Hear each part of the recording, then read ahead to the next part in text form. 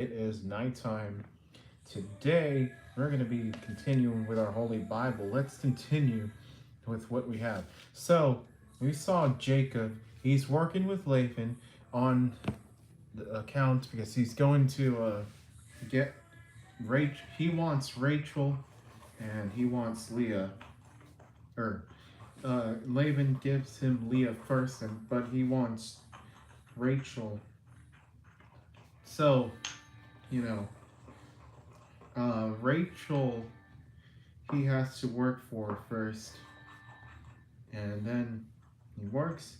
Then Jacob and Laban go over disputes over wages because Jacob changes, or Laban changes Jacob's wages for some reason.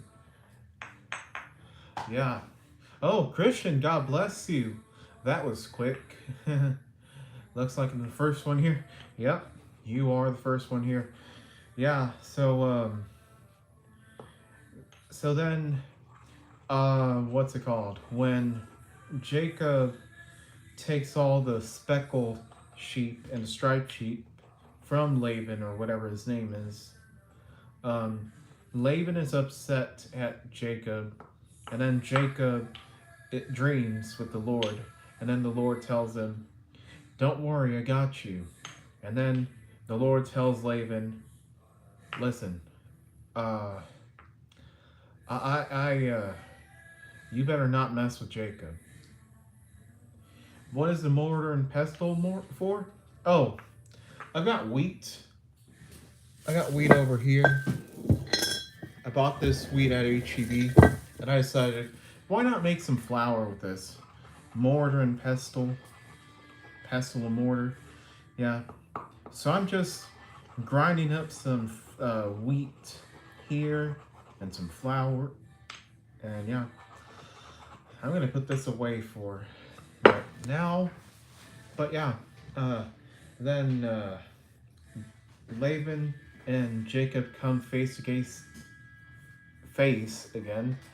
and eventually Laban finds out that his idols were stolen by someone. He doesn't know that it's Rachel, his daughter, but nevertheless, he knows it's stolen and he gets upset at Jacob for it. But then he tells him, "You know what? You can have everything you have. We'll make a covenant. We'll put this memorial stone, kind of like a historical marker, basically. It that's what it is, a historical marker that marks a treaty. You see, covenants are like the biblical time treaties in a way, if you really think about it. Both people are like, I won't mess with you, and you won't mess with me. We'll go on as we are in peace. Okay? Yeah. So, yeah, that's what's going on. So, um, Jacob goes on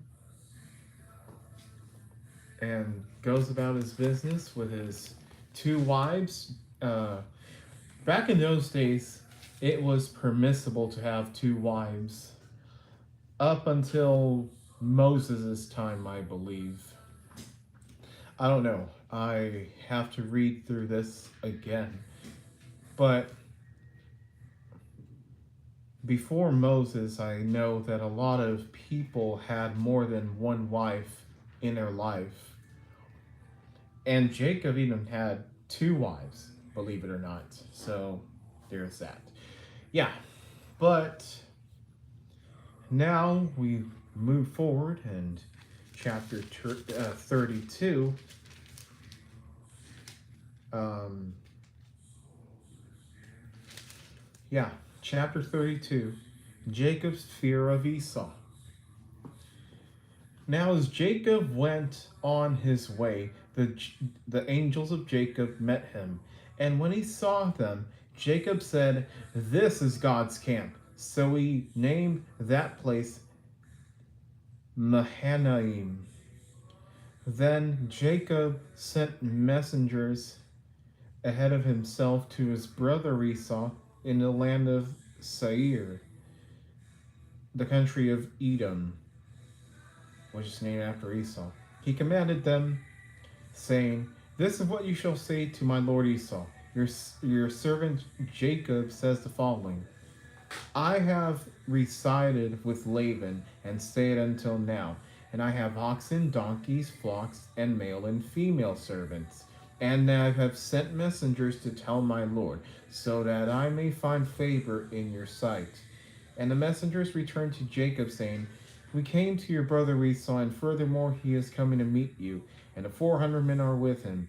And Jacob was greatly afraid and distressed, and he divided the people who were with him, and the flocks, the herds, and the camels into two companies. For he said, "If Esau comes to the one company and attacks it, then the company which is left will escape."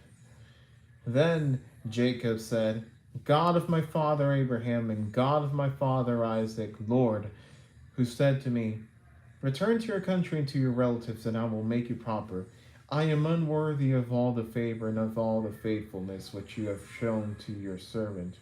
For with only my staff have I crossed this Jordan, and now I have become two companies. Please save me from the hand of my brother, from the hand of Esau, for I feared him, and he will come and attack me, and the mothers and the children. For you said, I will assuredly make you proper, and make your descendants as the sand of the sea, which is too great to be counted." So he spent the night there.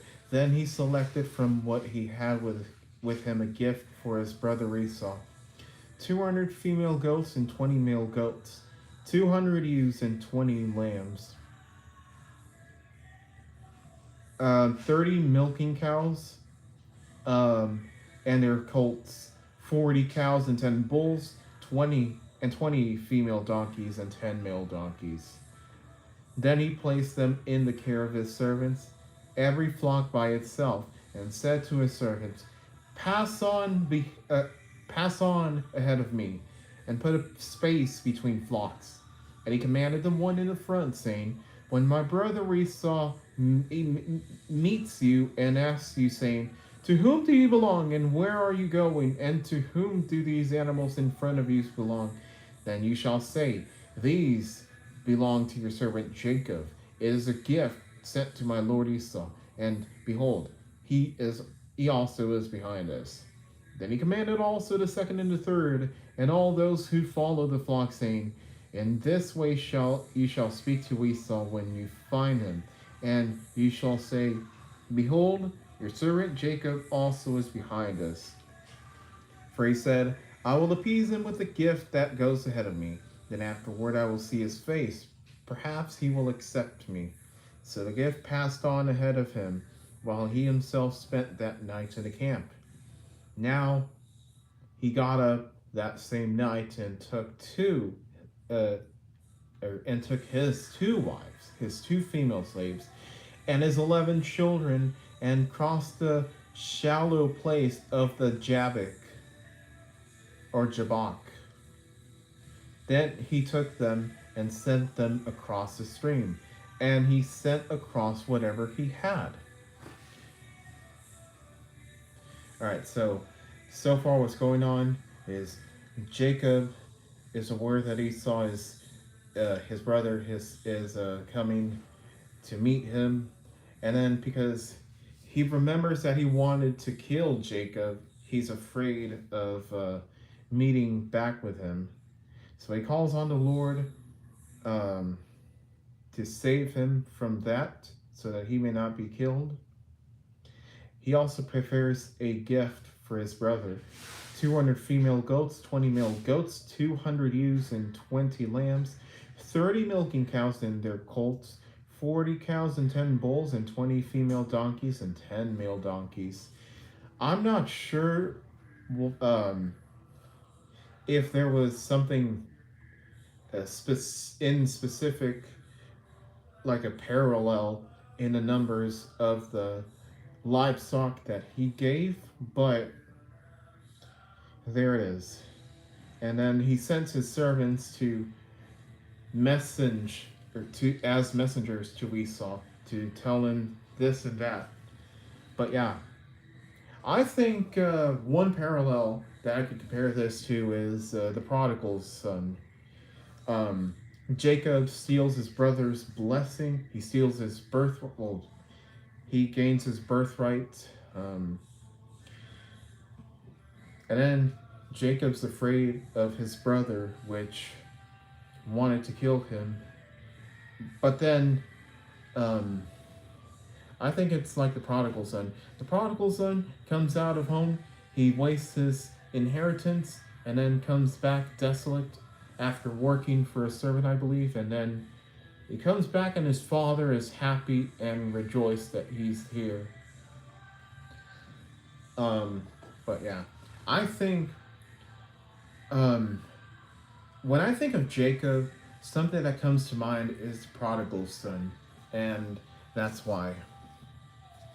Let me close that door.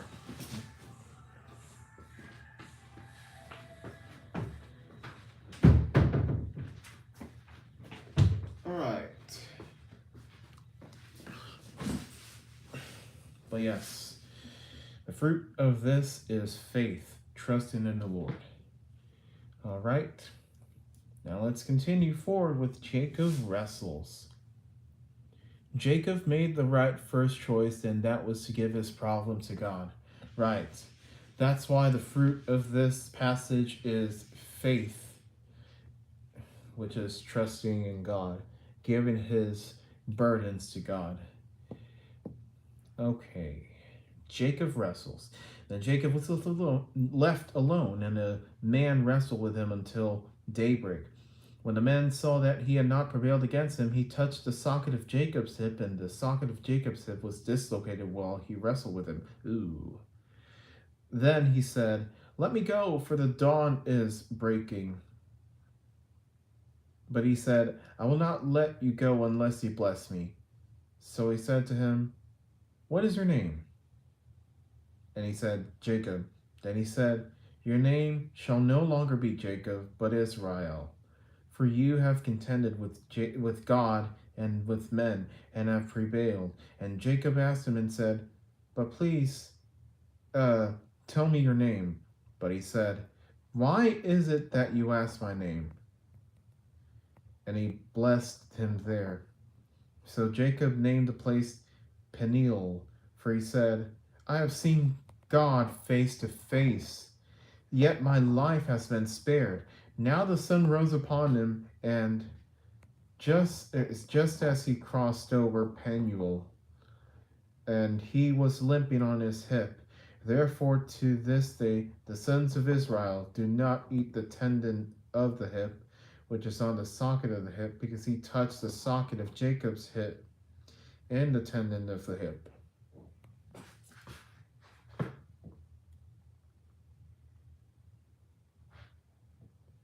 Okay. So Jacob wrestled with someone, and his hip becomes dislocated. The socket of his hip becomes dislocated, which, when it comes to me hearing about breaking bones and dislocating stuff and tearing your ACL and surgeries, I get squeamish and I cannot handle that imagery. So, but that's what happens. He dislocates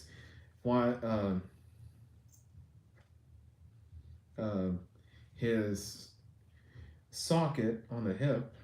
Um, he prevails, and the man in question, which I'm not, which he's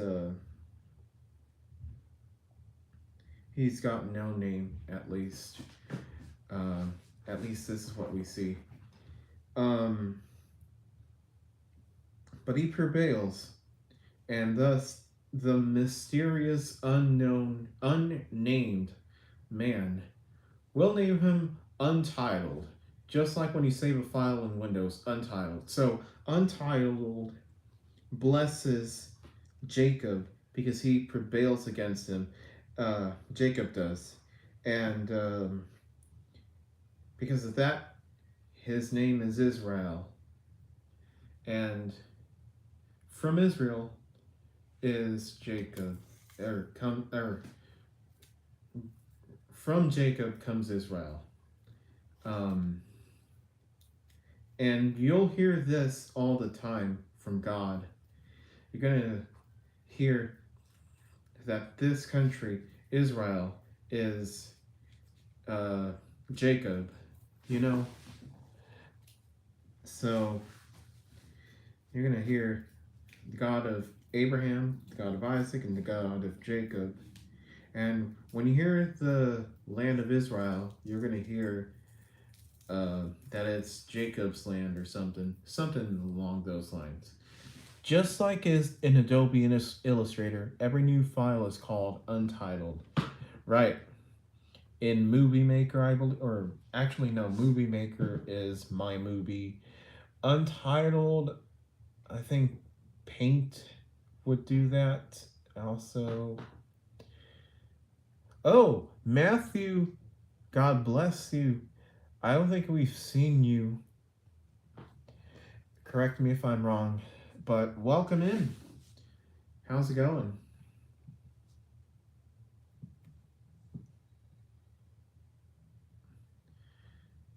Yeah.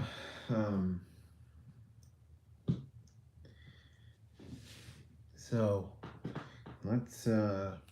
let's continue on with chapter 33. So chapter 32, Jacob is anticipating his brother, and Jacob wrestles with Untitled. Remember that ITC 1988 logo? Yeah, I remember that. Um, I do. Na, na, na, All right, here we go. Chapter 33. Jacob meets Esau. Then Jacob raised his eyes and looked, and behold, Esau was coming, and 400 men with him. So he divided the children among Leah and Rachel, and the two slave women. He put the slave women and their children in front, and Leah and her children next, and Rachel and Joseph last. But he himself passed on ahead of them and bowed down to the ground 7 times, until he came near to his brother. Then Esau ran to meet him and embraced him and fell on his neck and kissed him, and they wept. He raised his eyes and saw the women and the children, and said, "Who are these with you?" So he said, "The children whom God has graciously given your servant." Then the slave women came forward with their children, and they bowed down. And Leah likewise came forward with her children, and they bowed down. And afterward Joseph came forward with Rachel, and they bowed down. And he said, "What do you mean by all this company which I have met?" And they said, "To find favor in the sight of my Lord." But Esau said, "I have plenty, my brother.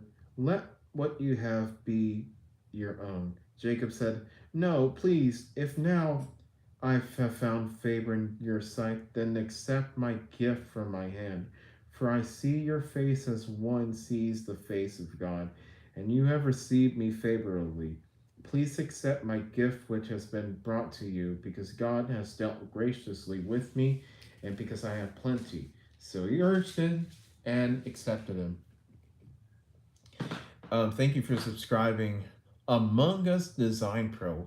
What a creative name. I actually love that name, honestly.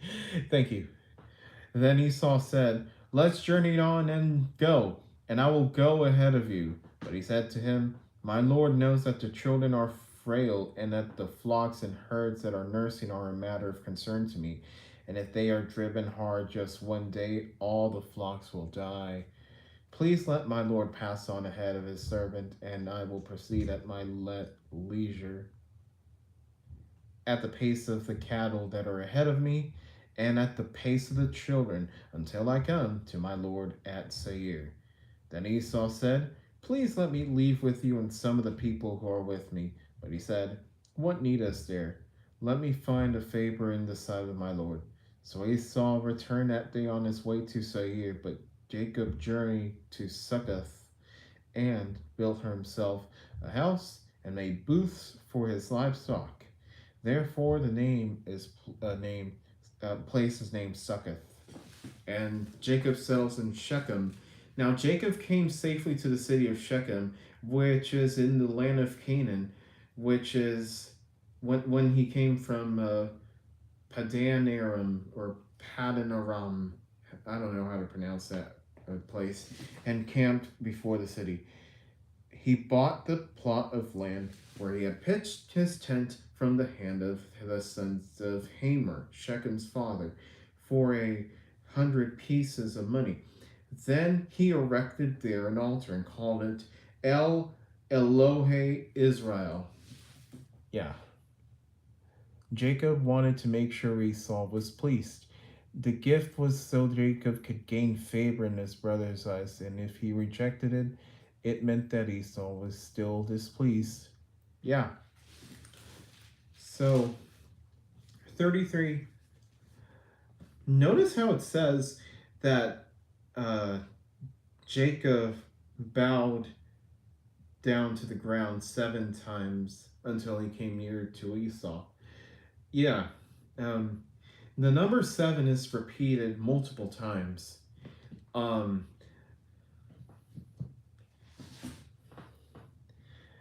There's a bigger picture to this probably, but I'm not 777 is the Lord's number. Bingo. 7 for the Father, 7 for the Son, and 7 for the Holy Spirit. Bingo. All right. Jacob is anticipating hatred from Esau, but Esau actually says, "Oh, welcome back, my brother. Wow, who are these people that you have taken?" Instead of being outraged at Jacob, he is welcoming, just like the father in the prodigal son, the parable of the prodigal son.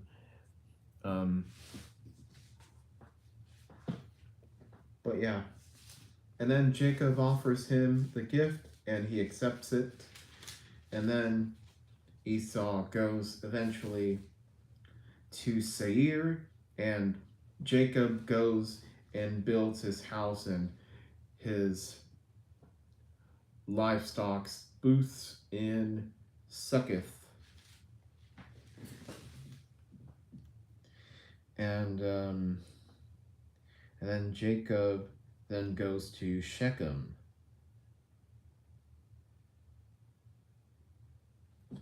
And he builds an altar.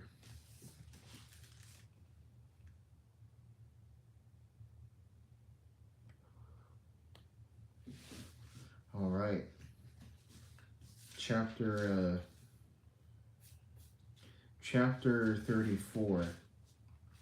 The treachery of Jacob's sons.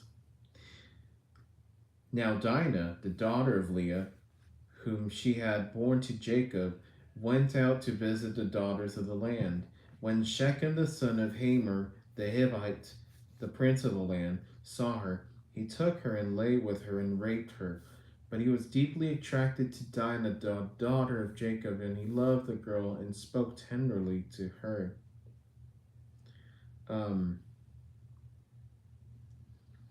So Shechem spoke to his father Hamor, and saying, "Get me this young woman as a wife." Now Jacob heard that he had defiled his daughter Dinah, but his sons were with his livestock in the field. So Jacob said nothing until they came in.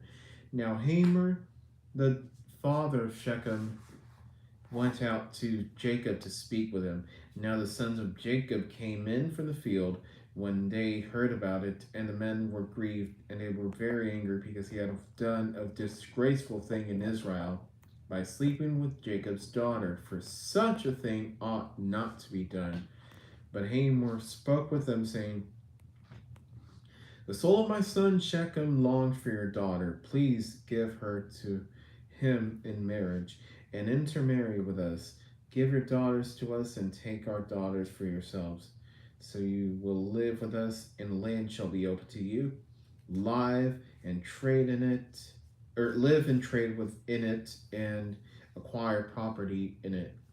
Shechem also said to her brother and to her father and to her brothers, let me find favor in your sight, and I will give whatever you tell me. Demand of me ever so much bridal payment in your gift, and I will give whatever you tell me. But give me the girl in marriage. But Jacob's sons answered Shechem and his father Hamor with deceit, because he had defiled their sister Dinah. They said to them, we cannot do this thing, that is, give our sister to a man who is uncircumcised, for that would be a disgrace to us. Only on this condition will we consent to you. If you will become like us, and that every male of you will be circumcised, then we will give our daughters to you, and we will take your daughters for ourselves, and we will live with you and become one people. But if you do not listen to us to be circumcised, then we will take our daughter and go. Now their words seemed reasonable to Hamor and Shechem, Hamor's son. The young man did not delay to do this. Because he was delighted with Jacob's daughter. Now he was more respected than all the household of his father. So Hamor and his son Shechem came to the gate of their city and spoke to the people of their city, saying, these men are friendly to us, therefore let them live in the land and trade in it, for behold, the land is large enough for them. We will take their daughters in marriage, and give our daughters to them. Only on this condition will the men consent to us to live with us, to become one people, that every male among us be circumcised just as they are circumcised. Were their livestock and their property and all their animals not be ours? Let's just consent to them, and they will live with us. All who went out of the gate of the city listened to Hamor and to his son Shechem, and every male was circumcised, all who went out of the gate of his city. Now it came about on the third day, when they were in pain, that two of Jacob's sons, Simeon and Levi, Dinah's brothers, each took his sword, and came upon the city undetected, and killed every male. They killed Hamor and his son Shechem with the edge of the sword, and took Dinah from Shechem's house and left. Jacob's sons came upon those killed and looted the city, because they had defiled their sister. They took their flocks, their herds, and their donkeys, and that which was in the city, and that which was in the field. And they captured and looted all their wealth, and all their little ones and their wives, even everything that was in the houses. Then Jacob told to Simeon and Levi, you have brought trouble on me by making me repulsive among the inhabitants of the land, among the Canaanites and the Perizzites. And since my men are few in number, they will band together against me and attack me, and I will be destroyed in my household. But they said, should he treat our sister like a prostitute?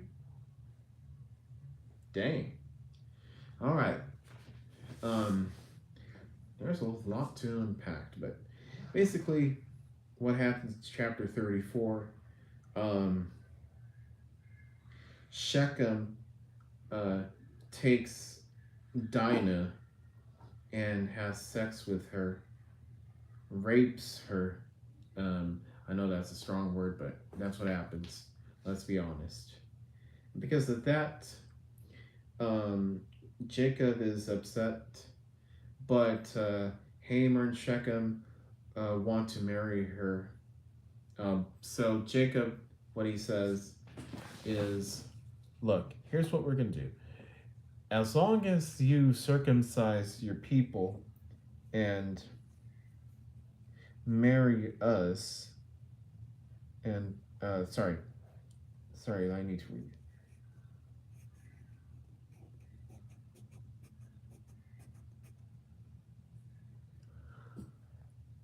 Yeah, basically, they have to be not uncircumcised. They have to be circumcised in order to marry. And then So they agree, and Jacob doesn't even know that um, his sons Simeon and Levi are going to kill all the males in the city. And then they do that. And then eventually Jacob finds out and is afraid because now he has uh, all the Canaanites and the Perizzites are at odds because of what Jacob's two sons did in killing every male.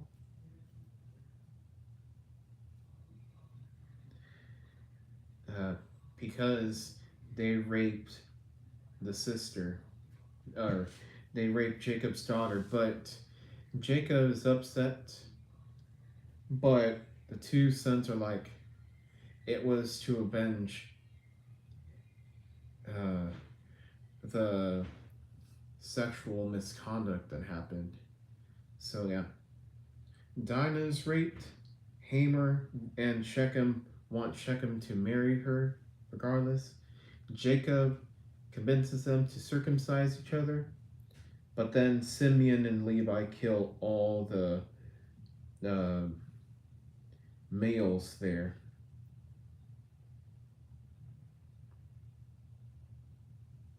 In Shechem.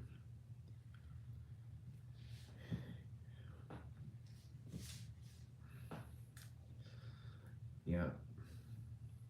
I don't know what to say.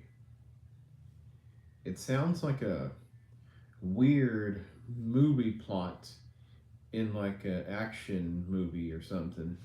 Like someone screws with somebody else, turns out to be unconsensual, and then that person who's guilty is raped. Or, sorry, killed, murdered. They were very over possessive. Yeah. Um, I don't know what God was. Uh, uh, I don't know what God thinks about this. Like, it's. I don't know. Like, yeah, I know what he thinks. Both of it are sins, yes. But to solve all of this, what would happen? I'm not sure. Oh, the answer is in chapter 35, I believe. Jacob moves to Bethel. Let's see what it says. Then God said to Jacob, "Arise, go up to Bethel and live there, and make an altar there to God where he appeared to you, who appeared to you when you fled from your brother Esau." So Jacob said to his household and to all who were with him, "Remove the foreign gods which are among you, and purify yourselves, and change your garments. And let's arise and go up to Bethel, and I will make an altar there to God, who answered me on the day of my distress, and has been with me wherever I have gone." So they gave Jacob and all the foreign gods which they had, and the rings which were in their ears, and Jacob hid them under the oak which was near Shechem. The wages of sin is death. Ah, ah. So it was a vengeance for that sexual misconduct. I won't say the word again because YouTube might ding me, but I'll just say sexual misconduct.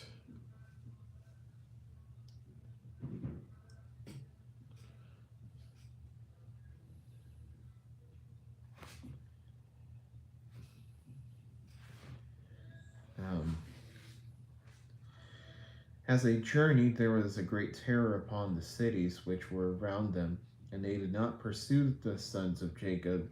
So Jacob came to Luz, that is Bethel, which is in the land of Canaan, he and all the people who were with him. Then he built an altar there and called the place El Bethel, because there God had revealed himself to him when he fled from his brother. Now Deborah, Rebekah's nurse, died, and she was buried below Bethel under the oak, and it was named Elon Bakuth. Um, okay, let's see.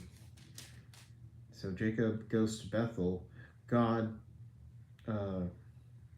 wants him to make an altar to at Bethel and to um,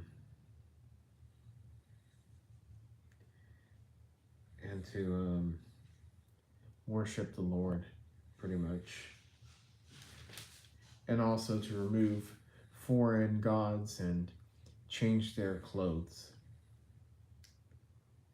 So they went there, and all the foreign gods were placed under an oak tree. And now Jacob is named Israel. Then God appeared to Jacob again when he came from Padan Aram, and he blessed him. God said to him, "Your name is Jacob. Your name shall no longer be called Jacob, but Israel shall be your name." So he called him Israel. God also said to him, "I am God Almighty. Be fruitful and multiply. A nation and a multitude of nations shall come from you, and kings shall come from you.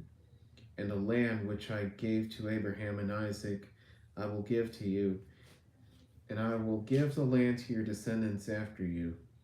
Then God went up from him at the place where he had spoken with him. So Jacob set up a memorial stone in the place where he had spoken with him, a memorial of stone, and he poured out a drink offering on it, and he also poured oil on it. And Jacob named the place where God had spoken with him Bethel. Then they journeyed on from Bethel, but when there was still some distance to go to Ephrath, Rachel began to give birth, and she suffered severe difficulties in her labor. And when she was suffering severe difficulties in her labor, the midwife said to her, "Do not fear, for you have another son." And it came about, as her soul was departing, for she died, that she named him Ben-Oni, but his father called him Benjamin. Entra! So Rachel died and was buried on the way to Ephrath, that is Bethlehem. And Jacob gave... Hold on. Sorry. And Jacob set up a memorial stone over her grave. That is the memorial stone of Rachel's grave to this day. Then Israel journeyed on and pitched his tent beyond the Tower of Eder. Okay, so God officially creates the nation of Israel. That's what happens. Jacob is renamed Israel, and he blesses Jacob, and he proclaims that there's going to be multiple descendants from him, and they will multiply like the stars in the sky, and as the sand of the as the sand and the dust and all that. And Israel is God's chosen land. It doesn't belong to anyone else. Right. That is true. Jacob sets up yet another memorial stone to dedicate it to God for his blessing. He pours a drink offering. He also pours oil on it, anoints it. And he calls that place where he put it in Bethel. And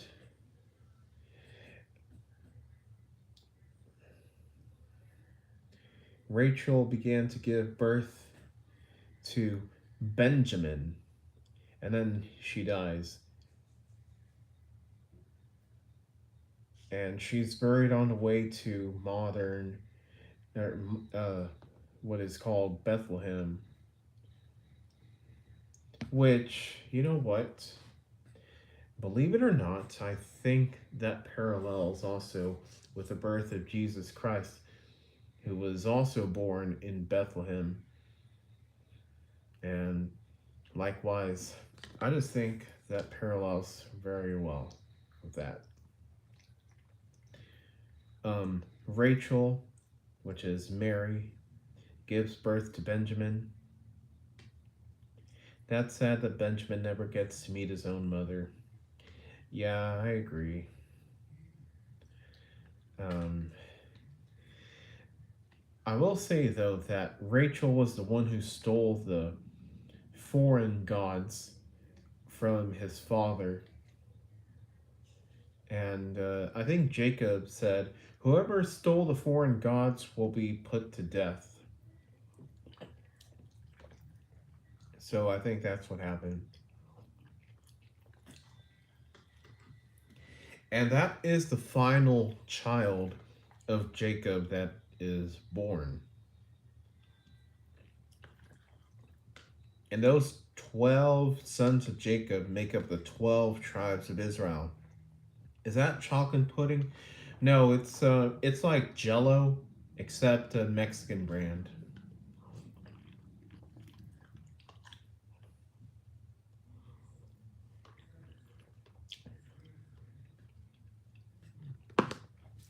If I'm not mistaken, it's cherry flavored.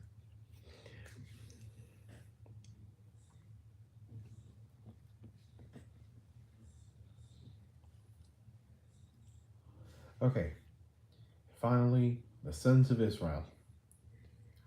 And it came about while Israel was living in that land that Reuben went and slept with his father's concubine Bilhah, and Israel heard of it.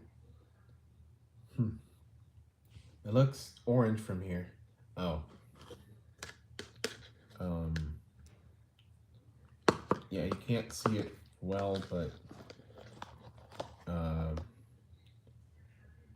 it's watered down to make it less sugary. So that's why it's not as colored. Now there were 12 sons of Jacob. The sons of Leah were Reuben, Jacob's firstborn, then Simeon, Levi, Judah, Issachar, and Zebulun. The sons of Rachel were Joseph and Benjamin. And the sons of Bilhah, Rachel's female slave, were Dan and Naphtali. And the sons of Zilpah, Leah's female slave, were Gad and Asher. These were the sons of Jacob who were born to him in Padamaram. Jacob came to his father Isaac at Mamre of Kiriath Arba, that is, Hebron, where Abraham and Isaac had resided. Now the days of Isaac were 180 years. Then Isaac breathed his last and died, and was gathered to his people, an old man of ripe age, and his sons Esau and Jacob buried him.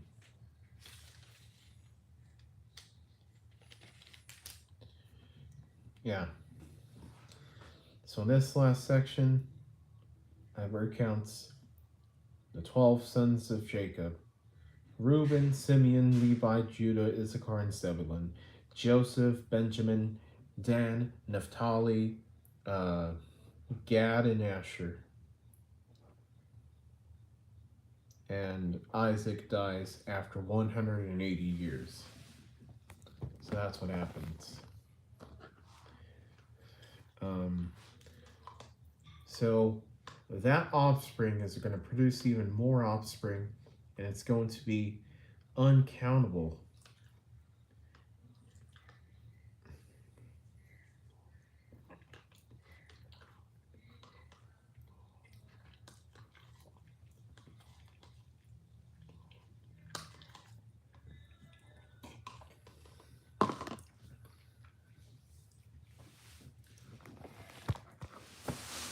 And just for the sake of it, I'll read chapter 36 as well.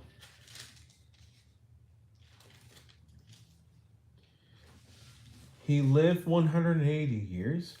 This is unheard of for people today for so many different reasons. Yeah, it even shocked me when I heard of it. I was like, how the heck did these people live for this many years? How?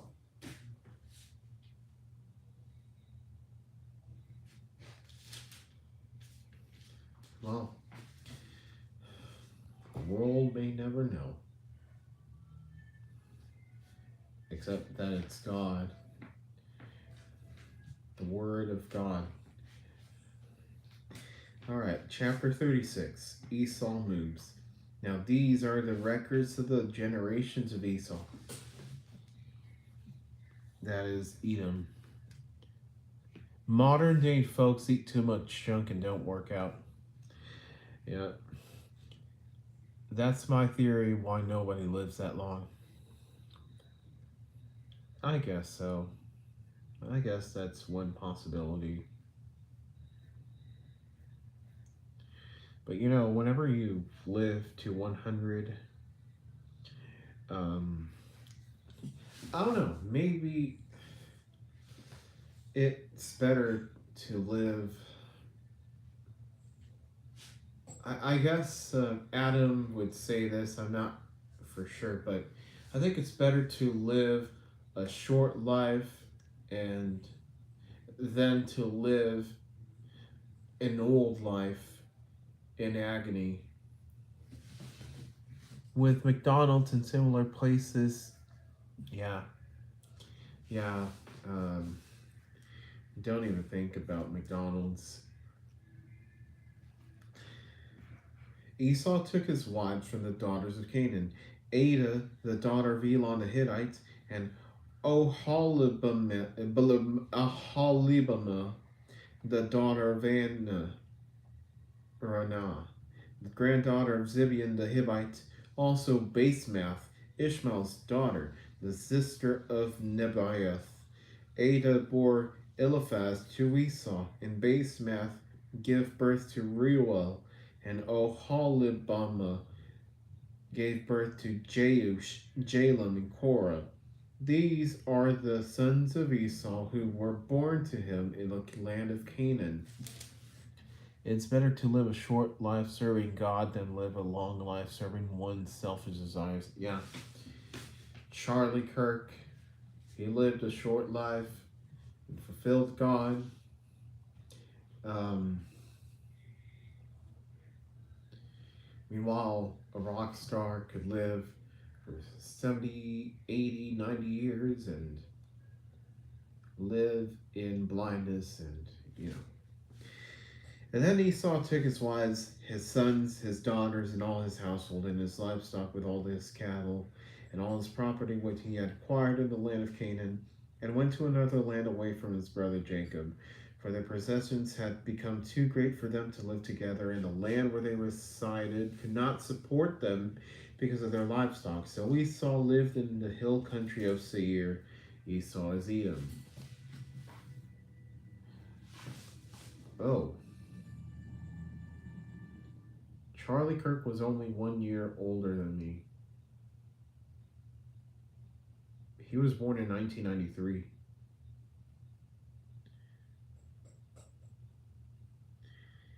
Yeah, so Esau moves away from Jacob because they have so much properties that they have that it's impossible to gypsify and fuse, and so they have to split, kind of like Viacom and CBS. I was born in 1992, so you're actually older than Charlie Kirk by 1 year.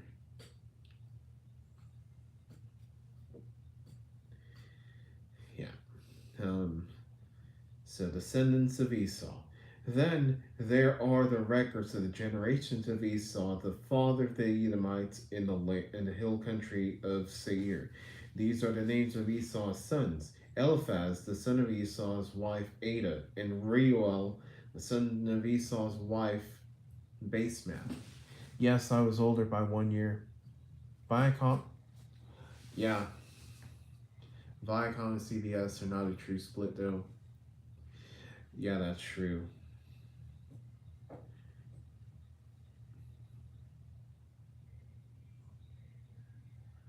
That is true. Uh, that's the only analogy I have, though. Um, where were we? Okay. The sons of Eliphaz were Teman, Omar, Zepho, Gattan, and Kenaz. Timnah was a concubine of Esau's son Eliphaz, and she bore Amalek to Eliphaz. These are the sons of Esau's wife Ada, and these are the sons of Reuel, Nahath, Zerah, Shema, and Mizah. These were the sons of Esau's wife Basemath, and these were the sons of Esau's wife Oholibamah, the daughter of Anah, the granddaughter of Zibeon. He bore to Esau Jeush, Jalem, and Korah. These are the chiefs of the sons of Esau.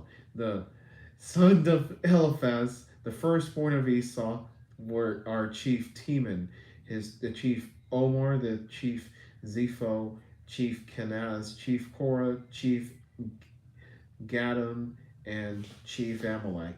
These are the chiefs descended from Eliphaz in the land of Edom.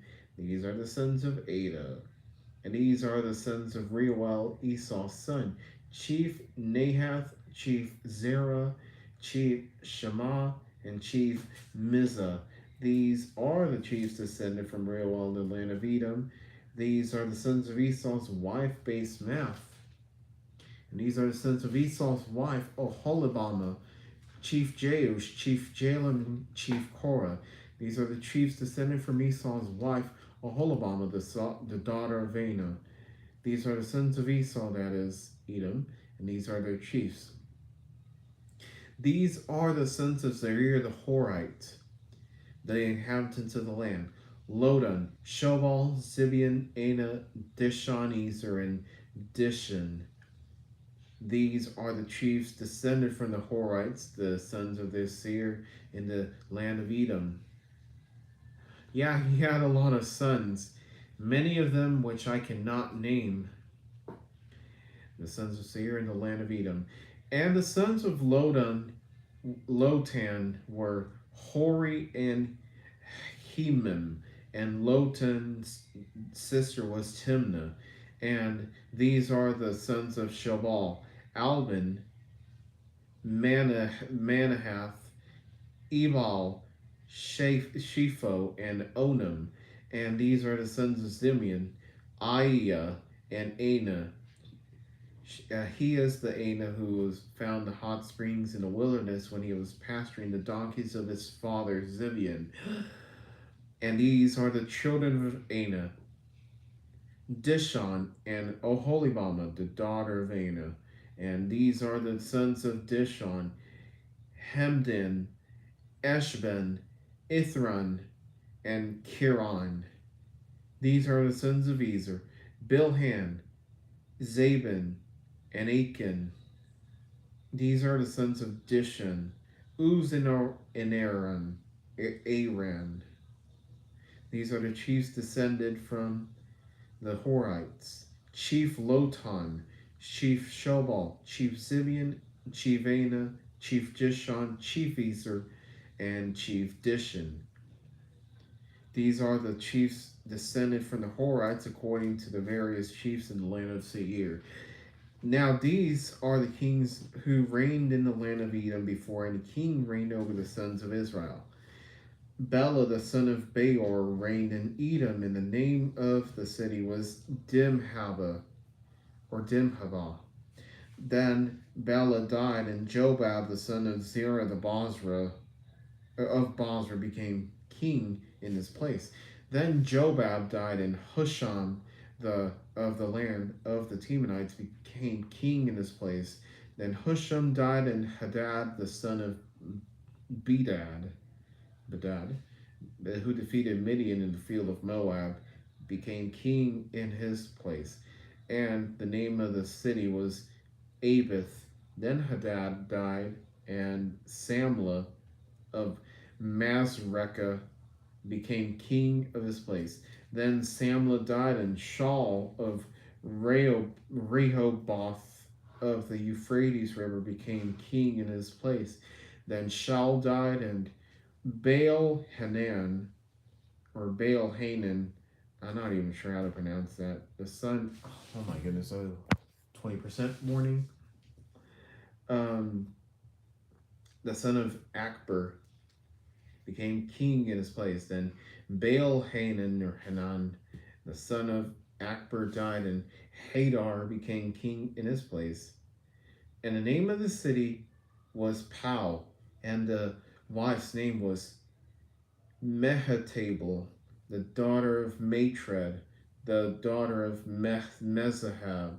Now these are the names of the chiefs descended from Esau, according to their families and to their localities. By their names: Chief Timnah, Chief Alba, Chief Jetheth, Chief Aholabama, Chief Elah, Chief Pinan, Chief Kenaz, Chief Teman, Chief Mibzar, Chief Magdiel, and Chief Iram.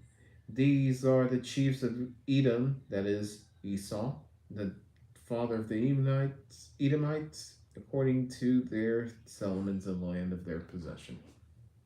The word of the Lord. Praise be to God. Yeah. Nothing much to summarize there, but that's the offspring and the descendants of Esau. What which, by the way, Esau in itself is a pretty interesting name. Esau. Like a seesaw. The last chapter went over who Esau's sons were. Right. Correct. And I mentioned Rehoboth, or I don't even know how to pronounce that, and Moab, which are two tribes in Edom, if I'm not mistaken. In fact, Edom is named again after Esau, as Israel is named after Jacob.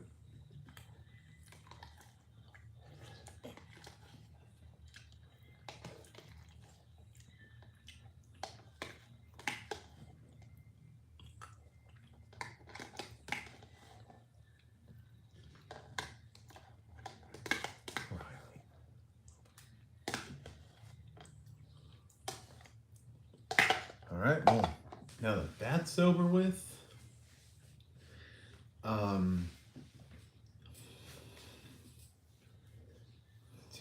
I know this is big short, but would you like to have a quick call tonight?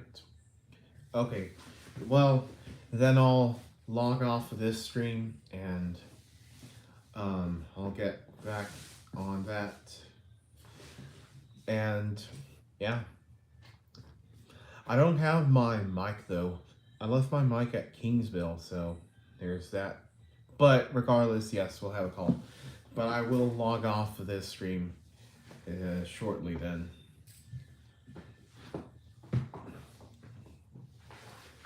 Okay, but thank you, Father, for blessing this reading. Thank you for giving us the knowledge necessary to give us faith. Thank you for having faith in Jacob, even when he wronged by taking his brother's birthright and his blessing. Thank you for being with him at all times. It proves that even people who do things that are not pleasing in our eyes may still receive your mercy, Lord, and your faith and your grace and presence. Let us be like Jacob, who always called to the Lord. Let us be like David, who always had a heart for the Lord. And let us be like Jesus, who overcame sin. And thank you so much, Lord. In sinners' In your son's name we pray. Amen. I have a few things I wanted to tell you. All right, let me log off then, and then, would you like to start right away, or do you want to wait? Yeah. Do you want to? Yeah. I'm gonna log off, but yeah, let me know when you're ready, and we'll send you to our game delivery brought to you by Prime, Amazon Prime. I need at least 5 minutes. All right, I'm gonna take a bath and then I'll get to you. But to the rest of those of y'all who watch, thank you so much. Sleep deep, rise and shine bright, and go in peace, and seek the love of the Lord.